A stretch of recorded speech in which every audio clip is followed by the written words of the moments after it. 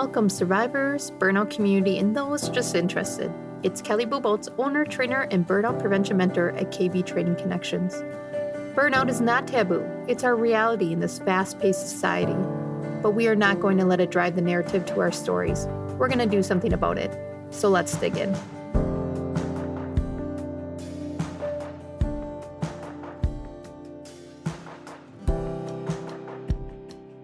If you've been listening or if you're starting listening, you know the scoop already. We're digging in. We're raw and real. I'm not sugarcoating anything, fluff and puff. You can save that for some corporate programs. I want change. I want action.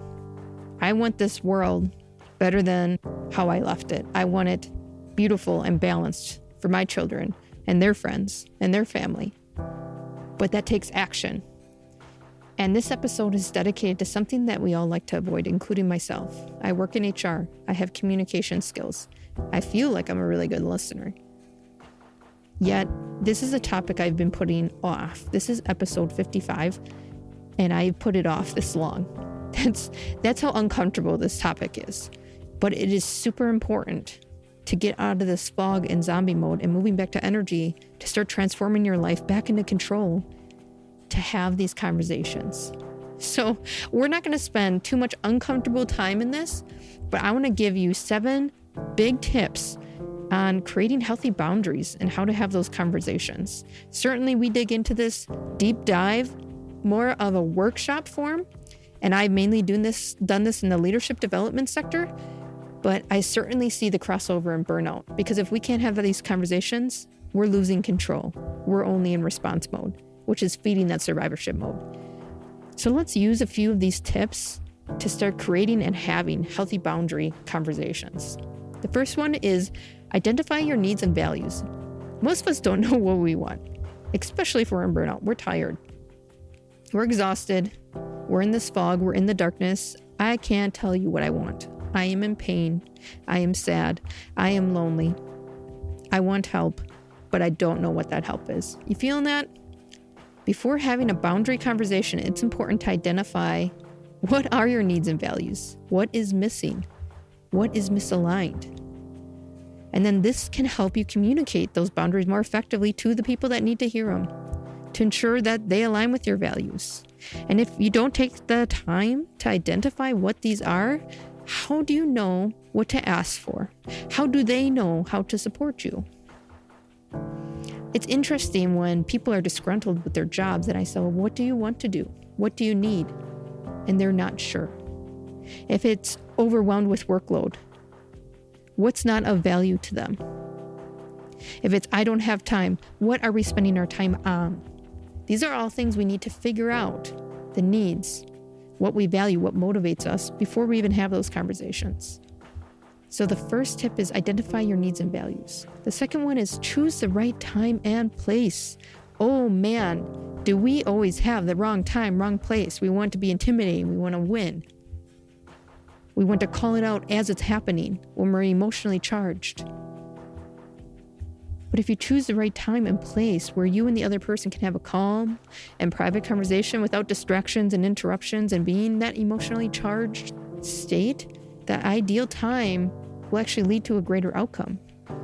Preventative conversations. I'm high believer in preventative conversations.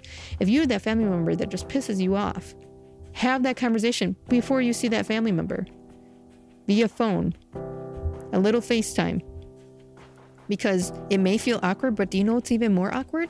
Avoiding that person through a whole family party. Not going to the family party purely because that person's going to be there. That is more awkward.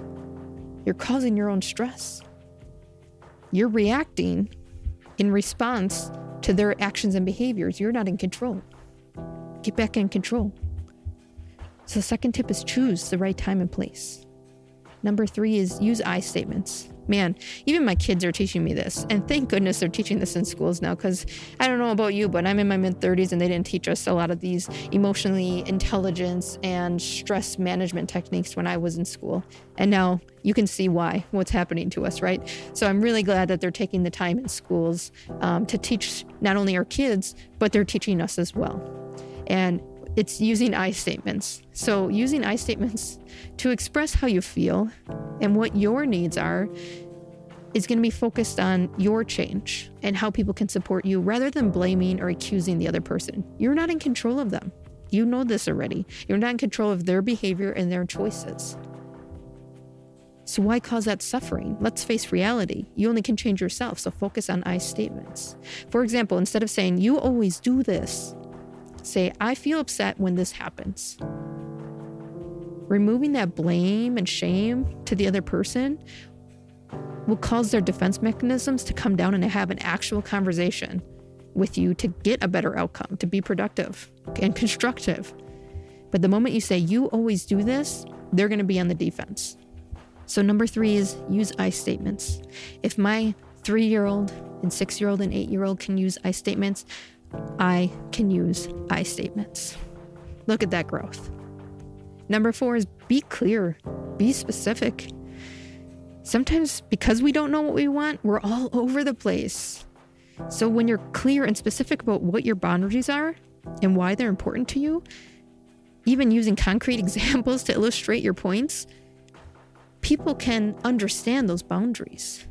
But when the boundaries shift, depending on the day, depending on your mood, you're giving an unclear picture of what the boundaries are.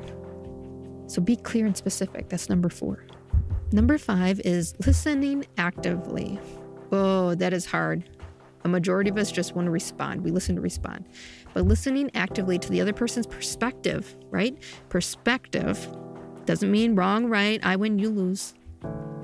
Try to understand their point of view. Showing empathy and respect for their feelings and needs will help you kind of build that rapport, build that relationship, whether you want it or not. It will be built to a point where you go ahead and create a healthy boundary. Again, these are awkward conversations, but if you're just going to spew back words and turn it against them, if you're not going to listen, again, what outcome are you expecting? The goal here is to have healthy boundaries so you can live your life, so you can have control of your life again. And that means listening actively for a couple minutes to whatever's spewing out of their mouth. Is that so bad? Versus day after day after day in this chronic stress state, hating everyone and their behaviors, waiting for something to happen. Showing this empathy will create this understanding and respect that will fulfill those healthy boundaries. So number 5 is listening actively. Number 6 is negotiate and compromise. And it's interesting because I've been to union negotiation training. I've done union negotiations in the workforce. And oh boy, the power of negotiation. If the other person has a different need or value that you are seeking, negotiate and compromise to find a solution that works for both of you. Saying, I win, you lose, I win, which is the same statement if you're following me, is getting us nowhere. We will circle around in this hate over and over again.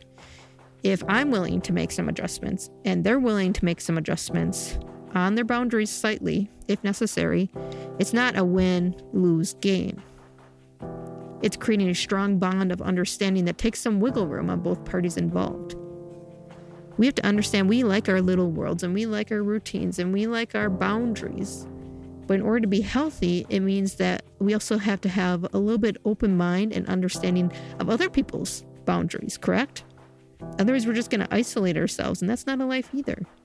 Negotiate and compromise is going to bring that healthy conflict into constructive and healthy boundaries. And number 7 is follow through. Once you have established these boundaries, it's important to follow through and enforce them. You did the work. You got up the courage. You had the conversations. Now please follow through. This means you may have to say no when someone crosses your boundaries to reinforce what those boundaries are.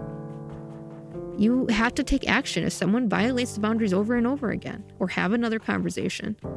And if a boundary crossing action is happening quite a while before you even had those conversations, it may take time to adjust to the new standard. So be patient with each other and keep lines of communication open. If someone crosses that boundary once, don't write them off. They're learning too. They're learning to navigate these new boundaries too. So make sure that you have some patience and grace with the process of them relearning your boundaries. And again, that's going to create this understanding of patience. It's going to create this empathy between you two, in which the respect's going to increase. More likely, these boundaries are going to be held to and honored. But if you're wishy-washy or changing the rules all the time, it's hard for anyone to follow. So make sure that this follow-through is consistent, you're enforcing it, and you're keeping those lines of communication open so they don't have to play the guessing game. So let's go through the 7 again. Identify your needs and values. Choose the right time and place. Use I statements. Be clear and specific. Listen actively. Negotiate, and then follow through. Consistency, consistency, consistency. If you need extra help with gearing up an action plan to set this up or want to work through some scenarios, I hope that you grab up a coaching session, go connect with me, shoot me a quick email, and let's get down to business because no one wants this pain and suffering day in and day out. Let's get back to reality and back in control of our lives by creating healthy boundaries. I know you're not lazy. Most people in burnout are high performers, those serving others before themselves. Don't discount this step today, the step in which you focus on your self-growth. Piecing together the puzzle is half the journey. Rediscovering energy through new actions and habits is the other. Do not underestimate the strength in your actions and the beast to do hard things that lies within you. Check out more burnout resources on my website to move from zombie mode back to liveliness. See you soon.